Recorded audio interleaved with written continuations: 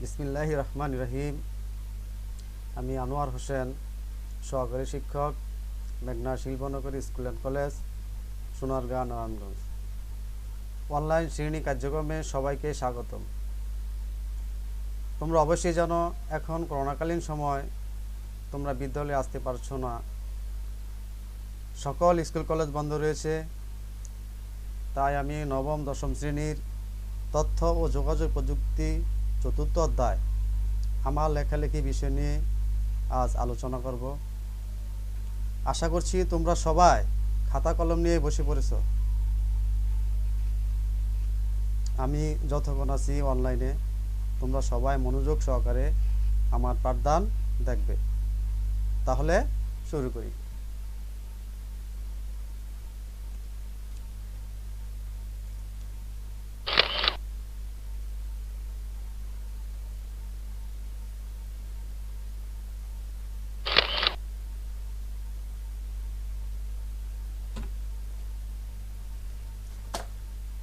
নবম দশম শ্রেণীর তথ্য যোগাযোগ প্রযুক্তি চতুর্থ অধ্যায় আমার লেখালেখি হিসাব।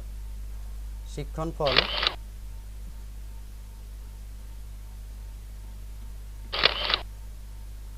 ওয়ার্ড প্রসেসরের গুরুত্বপূর্ণ বৈশিষ্ট্য ব্যাখ্যা করতে পারবে। ওয়ার্ড প্রসেসর ব্যবহার করে ব্যবহার কৌশল বর্ণনা করতে পারবে। New, open, save as, close, font size ও রং নির্ধারণ করতে পারবে।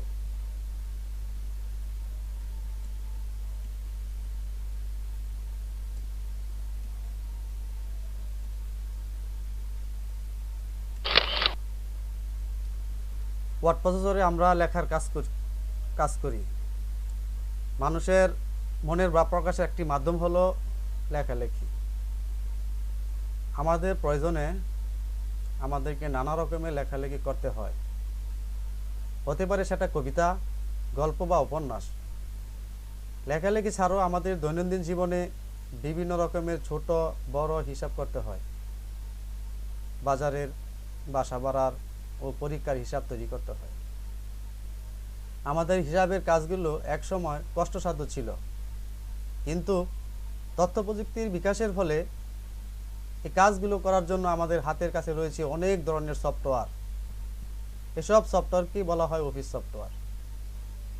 আমাদের স্মার্টফোন, ল্যাপটপ ও ডেস্কটপ এই সফটওয়্যারগুলো ব্যবহার করা হয়। আর হিসাবের জন্য রয়েছে স্প্রেডশিট সফটওয়্যার। প্রসেসরের কাজ করে আমরা যেসব সুবিধা পেয়ে থাকি, যেমন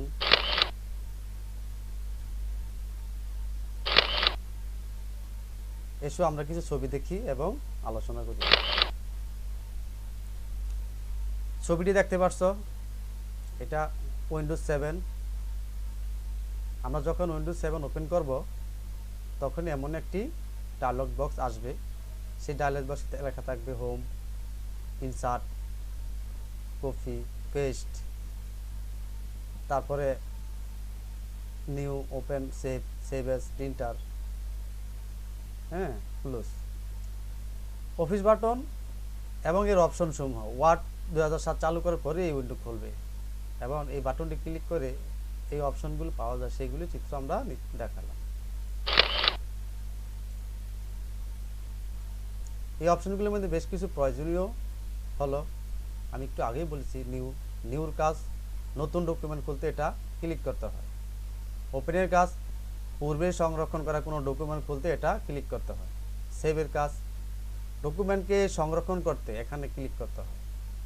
এক কথায় আমরা বলি সেভ, যা পরবর্তীতে আমাদের প্রয়োজন পড়লে আমরা সেভ থেকে আবার সেই তথ্য বা ডকুমেন্ট নিয়ে আমরা কাজ করতে পারি।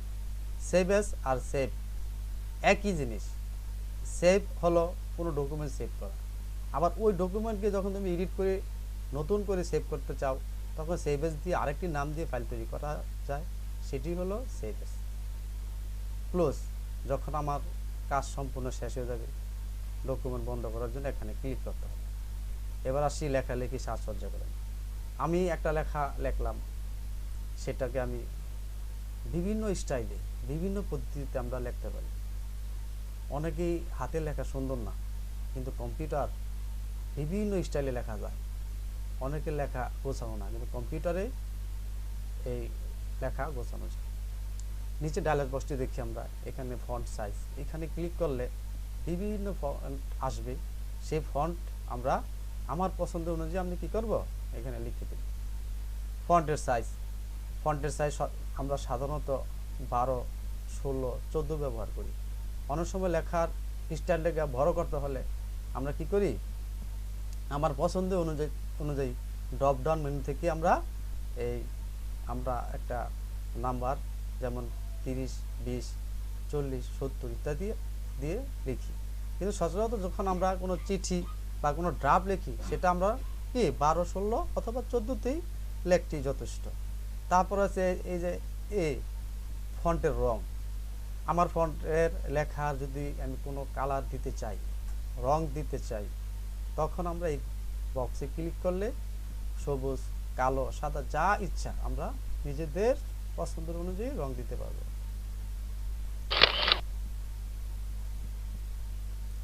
লেখালেখি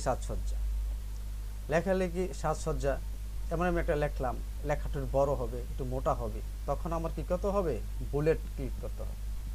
নম্বর এবং লাইনের ব্যবধান করতে হলে আমি এই অ্যালাইনমেন্টে লিখবো, নাকি সেন্টারে লিখবো, নাকি ডানে লিখবো, সেখানে আমি এই ব্যবহার করব। আমাদের ফল, আমাদের নদী, আম, পদ্মা, জাম, মেঘনা, লিচু, যমুনা, কাঁঠাল, সুরমা, এই যে লেখাগুলো দেখছো না, কি সুন্দরভাবে আমি সিরিয়ালে সাজাইছি।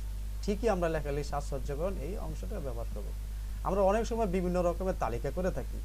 এইসব তালিকা ধারাবাহিকতা রাখার জন্য কোনো চিহ্ন, বর্ণ, সংখ্যা ব্যবহার করে থাকি। এগুলিকে ওয়ার্ড প্রসেসর ভাষায় বুলেট ও নাম্বার বলা হয়। এই যে ডায়লগ বক্সটাকে দেওয়া আছে, এখানে ক্লিক করলে বুলেটিং আসবে, এখানে ক্লিক করলে নাম্বারিং আসবে, আর এখানে অ্যারো, তারপরে বিভিন্ন আছে। তোমরা এই যদি বাসায় কম্পিউটার থাকে, তোমরা এখানে ক্লিক করলে দেখতে পারবে। লাইনের ব্যবধান, দুটি লাইনের মধ্যবর্তী দুটি নির্ধারণ করার জন্য টুলটি ব্যবহার করা হয়। অর্থাৎ আমি ব্যবধান কত দিব, 1 পয়েন্ট দিব, না 0.5 দিব, না 2 ইঞ্চি দিব, এখানে আমরা নির্ধারণ করে দিলে, এখানে এই যে উপরে দিলে বাড়বে, নিচে দিলে কমবে, দিলে লাইনের ব্যবধানটা হয়ে যাবে। লেখালেখি, সাজসজ্জা ও টেবিল, বিভিন্ন ইলাস্ট্রেশন, ডকুমেন্টে কোনো টেবিল, ছবি, ক্লিপ আর্ট, বিভিন্ন আকার আকৃতি, chart, text box, word art যোগ করতে রিবনের ইনসার্ট ট্যাবে ব্যবহার করতে হয়। এই যে নিচে রিবনটা দেখছো, এই রিবনের এই ইনসার্ট ক্লিক করলেই আমরা ডকুমেন্টে কোনো টেবিল, ছবি, ক্লিপ আর্ট, এই যে এখানে এই যদি টেবিল নিতে চাও তো ক্লিক করবা, ক্লিক করলে তুমি কয়টা রো, কয়টা কলাম দিতে চাইলেই তুমি দিতে পারবা। আবার যদি তুমি একটা ছবি যোগ করতে চাও, তাহলে আমার কি করতে হবে, ক্লিপ আর্ট ক্লিক করলেই তোমার যেখানে ছবিটা রাখছো, হয়তো ডেস্কটপে রাখছো, হয়তো বা তুমি তোমার সি ড্রাইভ, ডি ড্রাইভে রাখছো, ওইখান থেকে তুমি তোমার ফাইল থেকে ছবিটা সিলেক্ট করলে এখানে চলে আসবে। তাই বিভিন্ন আকার আকৃতি, চার্ট, টেক্সট বক্স, ওয়ার্ড যোগ করতে পারবা এই রিবনটি ব্যবহার করে। টেবিল বা সারণী যোগ করা, টেবিল বা সারণী যোগ করার জন্য ওয়ার্ড 2007 এর রিবনের ইনসার্ট ট্যাবে ক্লিক করে টেবিলে ক্লিক করতে হবে, তারপর ইনসার্ট টেবিল ক্লিক করতে হবে। এরপর একটা ডায়লগ বক্স আসবে, সেখানে কলাম ও রো, সারি সংখ্যা ঠিক করতে হবে। ঠিক আছে, এই যে এখানে রো দেওয়া আছে 5, কলাম দেওয়া আছে 2, ওকে করলেই ঠিক 5টি রো 5টি কলাম চলে আসবে। এবার আসি ছবি যোগ করা। ডকুমেন্টে ছবি যোগ করে ডকুমেন্টকে অনেক সুন্দরভাবে উপস্থাপন করা যায়। যেমন এই বইয়ে তোমরা লেখার পাশাপাশি অনেক ছবি দেখতে পাচ্ছ। এগুলো যোগ করার জন্য তোমাদের ওয়ার্ড 2007 এর রিবনের ইনসার্ট ট্যাবে ক্লিক করতে হবে, তারপর ইলাস্ট্রেশন গ্রুপে পিকচার আইকন ক্লিক করতে হবে। এরপর একটা ডায়লগ বক্স আসবে, এই যে যেই ডায়লগ বক্সটা দেখতে পাচ্ছ, ঠিক এরকম একটা ডায়লগ বক্স আসবে। সেখানে তোমরা তোমাদের ছবির জায়গা নির্ধারণ করে ছবি নির্দিষ্ট করে দিলে ডকুমেন্ট ছবি যুক্ত হয়ে যাবে। এছাড়া ইলাস্ট্রেশন গ্রুপে ক্লিপ আর্ট, শেষে আকৃতি, স্মার্ট আর্ট, চার্ট যোগ করার সুবিধা রয়েছে। তারপর আসে ওয়ার্ড আর্ট। আমরা অনেক সময় এক একটা লেখার এক একটা ধরন দিই, অনেকে গোলাকৃতির, অনেকে রিং আকৃতির, অনেকে এই শ্যাডো আকারের, মানে বিভিন্ন স্টাইলে বিভিন্ন পদ্ধতিতে আমরা লেখা দেই। দেখো আমরা লেখা আছে ইনসার্ট ট্যাব থেকে তোমরা ইচ্ছে করলে বিভিন্ন স্টাইলে লেখা যোগ করতে পারো। এই জন্য তোমাদের ইনসার্ট ট্যাবের টেক্সট গ্রুপে ওয়ার্ড আর্ট ক্লিক করে তোমাদের পছন্দ মতো স্টাইল নির্বাচন করতে হবে। তারপর ডায়লগ বক্স আসবে, তাতে ফন্ট ঠিক করে লেখা দিলে তা কাঙ্ক্ষিত স্টাইলেই প্রদর্শন করবে। তারপর মার্জিন ঠিক করা। ডকুমেন্টের লেখার মার্জিন ঠিক করতে হলে রিবনের পেজ লেআউট ট্যাবে ক্লিক করতে হবে। তারপরে মার্জিন আইকনে ক্লিক করে মার্জিন ঠিক করে দিতে হবে। মার্জিন আইকন ক্লিক করলে মার্জিন নির্ধারণের বিভিন্ন অপশন দেখাবে, সেখান থেকে তোমাদের পছন্দ মতো মার্জিন নির্ধারণ করে দিতে পারে। অথবা কাস্টমস মার্জিনে ক্লিক করলে তোমার নিজস্ব মার্জিন ব্যবহার করতে পারো। এই যে মার্জিন, এখানে আমাদের উইন্ডোজ 7 তাদের মার্জিন দেওয়া আছে, তুমি যদি সেই মার্জিনটাও ব্যবহার করো দিতে পারো। 1 ইঞ্চি, উপরে 1, নিচে 1, ডানে 1, বামে 1, আবার 0.55 দেওয়া আছে। বা তুমি যদি ওরিয়েন্টেশন, তোমার লেখার পেপারটা কি হবে, পেপারটা লম্বা হবে না এই পাশে হবে, সেটাকে আমরা ভার্টিক্যাল বা ল্যান্ডস্কেপ। আবার সাইজ, আমাদের যখন কম্পিউটারে প্রিন্ট করতে গেলে আমার বেশিরভাগই আমরা A4 কাগজ ব্যবহার করি, আবার অনেক সময় লিগেল ব্যবহার করি। তখন আমরা এখান থেকেই সাইজটা নির্ধারণ করে দেবো। তারপর কলাম, আমি কি 1 কলামে লিখবো নাকি 2 কলামে লিখবো, এই কলামটা আমরা নির্ধারণ করতে হবে। আর যদি নিজের ইচ্ছা অনুযায়ী ইচ্ছা মতো করবো, তখন পেজ সেটআপে এই যে জায়গায় ক্লিক করবা, এখানে ক্লিক করলেই তোমার ইচ্ছা অনুযায়ী তুমি নাম্বার বসাইলেই তোমার কি মার্জিন ঠিক হয়ে যাবে। প্যারাগ্রাফের লাইনের ব্যবধান, আমরা আগেই বলছি লাইনের ব্যবধান কিভাবে করতে হয়। তারপরে এখানে প্যারাগ্রাফের লাইনের ব্যবধান নির্ধারণ করার কি পরিমাণ ব্যবধান হবে তা নির্ধারণ করতে রিবন পেজ লেআউট ট্যাবে ক্লিক করতে হবে। এখানে প্যারাগ্রাফ গ্রুপে স্পেসিং এর লাইনে আগে ও পরে কতটা পয়েন্ট জায়গা থাকবে তা নির্ধারণ করে দিতে হবে। ডকুমেন্ট টাইপ করার পরেও এই কাজটি করা যায়। সেক্ষেত্রে প্রথমে ডকুমেন্টের যে অংশ লাইন ব্যবধান ঠিক করতে হবে তা নির্বাচন করতে হবে। তারপর উপরের বর্ণনা অনুযায়ী লাইন ব্যবধান ঠিক করে দিতে হবে। এই যে লিফটে কত দিবে, রাইট কত দিবে, আগে দিবে কত, আফটার দিবে কত, ঠিক এই জায়গায় উপরে নিচে ক্লিক করলে, উপরে ক্লিক করলে বাড়বে, নিচে ক্লিক করলে কমবে। ঠিক এই সবগুলো অংশই এভাবেই তোমার করতে হবে। পৃষ্ঠা নম্বর দেওয়া, আমি যদি 100 পৃষ্ঠা কম্পোজ করলাম, 10 পৃষ্ঠা কম্পোজ করলাম, 5 পৃষ্ঠা কম্পোজ করলাম, এখানে তোমার একটা নাম্বার দেওয়া দরকার। তাই নাম্বার দিতে গেলে কি, এই যে পেজ নাম্বার, এই পেজ নাম্বার ক্লিক করবা। ডকুমেন্ট প্রস্তুত করার একটা গুরুত্বপূর্ণ কাজ এই পেজ নাম্বার, প্রতিটি পৃষ্ঠার নম্বর দেওয়া। এই কাজটি করার জন্য রিবনের ইনসার্ট ট্যাবে হেডার ও ফুটার গ্রুপে পেজ নাম্বার ক্লিক করে নির্দিষ্ট অপশন বেছে নিতে হবে। তোমরা তোমাদের পছন্দ মতো পৃষ্ঠার উপরে বা নিচে পৃষ্ঠা নম্বর যোগ করতে পারো।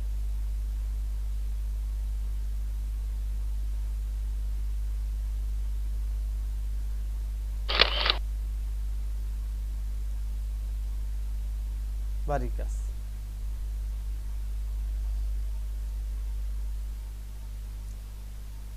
শিক্ষকের সহায়তা তোমরা তৈরি করে একটি ডকুমেন্ট ছবি যোগ করো।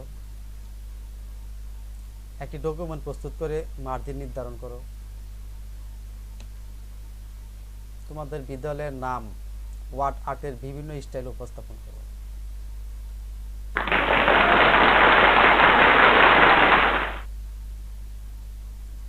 আজকে এই পর্যন্ত, সবাই ভালো থেকো, স্বাস্থ্যবিধি মেনে চলবে। আর আশা করছি আমার পরবর্তী ক্লাসটি অবশ্যই দেখবে। হয়তো আজকে আমার এই ক্লাসটি ভালোভাবে উপস্থাপন করতে পারিনি, আশা করি আগামীতে আমি ক্লাসটি সুন্দরভাবে উপস্থাপন করব। এ বলে আমি বিদায় নিচ্ছি। আরেকটি কথা মনে করিয়ে দিই, আমাদের বিদ্যালয়ের নামে একটি ইউটিউব চ্যানেল আছে, মেঘনা শিল্পনগরী স্কুল অ্যান্ড কলেজ। তোমরা অবশ্যই চ্যানেলটি সাবস্ক্রাইব করবে। সাবস্ক্রাইব করলে আমরা যেভাবে ধারাবাহিকভাবে ক্লাস দেব, তুমি প্রতিটি ক্লাসেই দেখতে পারবে।